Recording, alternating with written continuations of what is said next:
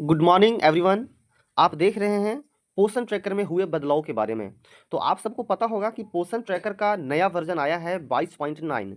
तो 22.9 में आपको क्या बदलाव किया गया था? 5 प्रकार का बदलाव किया गया था। तो वह 5 प्रकार के बदलाव में पहला बदलाव था ईसीसी लर्निंग रिलेटेड, दूसरा बदलाव था मोबाइल नंबर बदलने से रिलेटेड।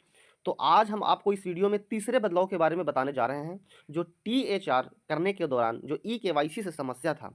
तो इस वीडियो में हम यही बताने जा रहे हैं कि आखिर यह कौन सा बदलाव किया गया है और आपको इसमें क्या समस्या होने वाली है, क्या फ़ायदा होने वाली है। तो इस वीडियो में हम आपको बताने जा रहे हैं। तो आप सबको पता होगा कि सभी सेविका बहनों को आंगनवाड़ी केंद्र पर लाभार्थियों को टीएचआर वितरण करने के लिए एफआरएस सिस्टम को लागू किया गया है। तो टीएचआर करने के लिए एफआरएस सिस्टम लागू करने में क्या-क्या दिक्कतें हो रही हैं, क्या-क्या समस्या हो रहा है सेविका बहनों को, तो इस वीडियो में हम आपको बताने वाले हैं। आप सबको पता होगा कि एफआरएस माध्यम से फेस रिकॉग्नाइज सिस्टम यानी कि चेहरा को स्कैन करके उनको टीएचआर देने का नियम है। और दूसरी बात यह है कि उनको ई केवाईसी भी करना जरूरी है। जो रिमोट एरिया में सेविकाओं को एफआरएस सिस्टम से टीएचआर देने में ई केवाईसी करने का सबसे ज़्यादा समस्या हो रहा है और नेटवर्क इशू से ज़्यादा समस्या हो रहा है। इस समस्या को हम समझते हैं। तो चलिए आगे का काम के बारे में भी देखते हैं। आपको यह काम का जानकारी जब होगी तो आपको स्पष्ट पता चल जाएगा कि यह एफआरएस सिस्टम कितना मेरे लिए मददगार साबित है या घातक साबित हो रहा है। तो चलिए इस वीडियो में आप देख ही लेंगे कि यह एफआरएस सिस्टम से आपको कितना प्रॉब्लम हो रहा है या कितना सुविधा हो रहा है। तो चलिए हम सब एफआरएस सिस्टम से टीएचआर देने के लिए सबसे पहले हम लोग इस तरह से पोषण ट्रैकर को खोल लेते हैं। पोषण ट्रैकर को खोलने के बाद यहाँ पर हम सब डेली ट्रैकिंग वाले ऑप्शन पर जाते हैं। चाहे तो आप यहाँ से भी जा सकते हैं। अगर ये वीडियो आपको अच्छा लगेगा तो इसे लाइक ज़रूर कर दीजिएगा और अगर चैनल पर पहली बार आए हैं तो सब्सक्राइब कर दीजिएगा। और अगर आपको पसंद नहीं आए तो आप सब्सक्राइब नहीं भी कीजिए, कोई ज़ोर ज़बरदस्ती नहीं है। डेली ट्रैकिंग के ऑप्शन पर हम जाएंगे तो आपको देखिए इस प्रकार से ऑप्शन खुलेगा। खुलने का इंतजार कर लेते हैं क्योंकि थोड़ा नेटवर्क स्लो है।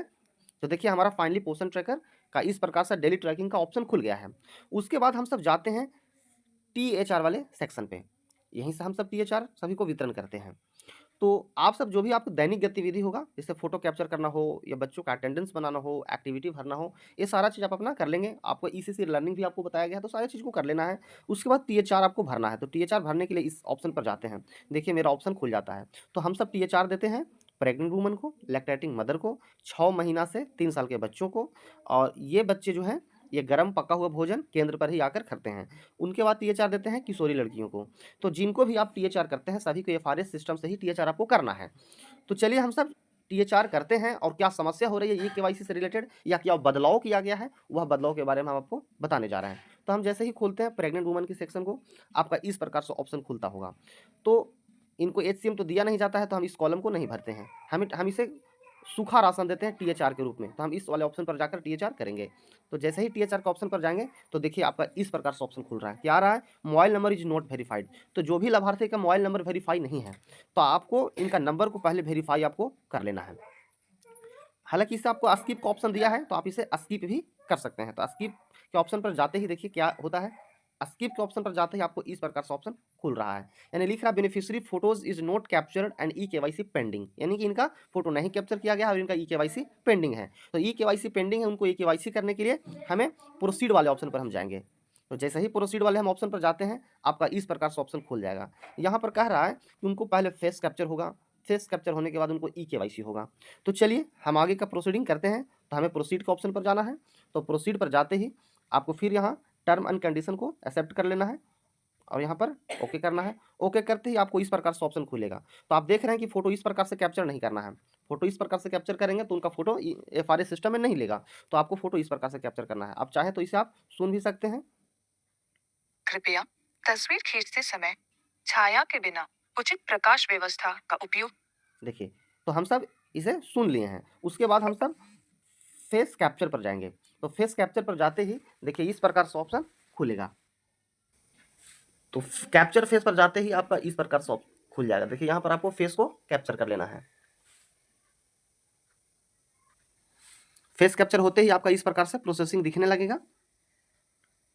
उसके बाद देखिए यह फोटो कैप्चर हो गया। अब सिंपली इसे हम सब सेव कर लेंगे। सेव वाले ऑप्शन पर जाते ही इस प्रकार से आपको फोटो सेव हो जाएगा। अब यह क्या कह रहा है? Proceed with e KYC. E KYC के लिए हम सब आप जाएंगे। यहीं पर आपका बदलाव किया गया है। उसके बाद इसे हम कंफर्म एंड प्रोसीड कर देंगे। आपका देखिए इस प्रकार से ऑप्शन खुल जाएगा। तो देखिए इस प्रकार से अगर ऑप्शन आपको खुलेगा तो सिंपली आपको यहाँ पर आधार नंबर डालकर कैप्चा डालकर आपको नेक्स्ट वाले बटन पर जाकर इनको केवाईसी कर लेना है। एक बार ही सिर्फ केवाईसी करना है। तो यह प्रेग्नेंट वुमन थी, यानी कि आपका 18 साल से ऊपर की महिला थी।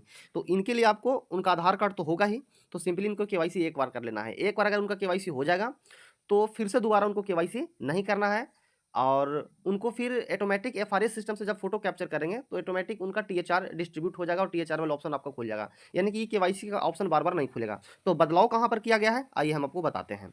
तो सिंपली आपको रिटर्न टू पोषण ट्रैकर आ जाना है।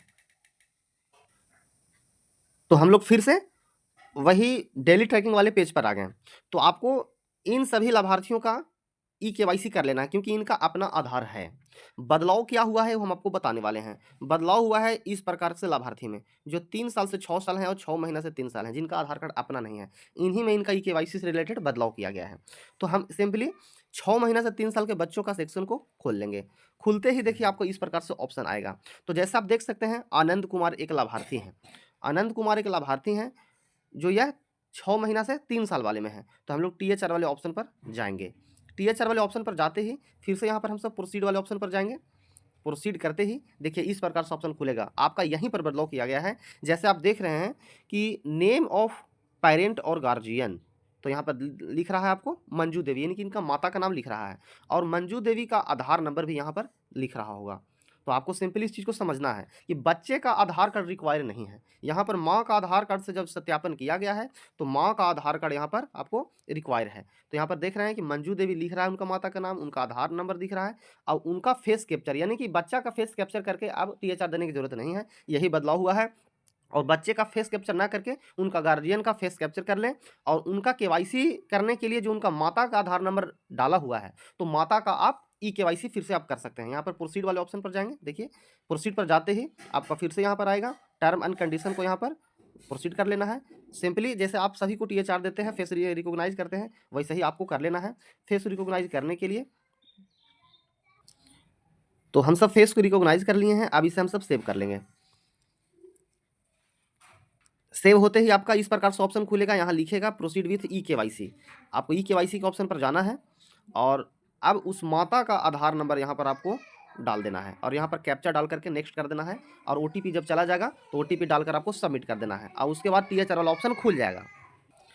तो इस प्रकार से आपका केवाईसी कंप्लीट हो जाएगा। तो यही बदलाव आपको पोषण ट्रैकर में किया गया है।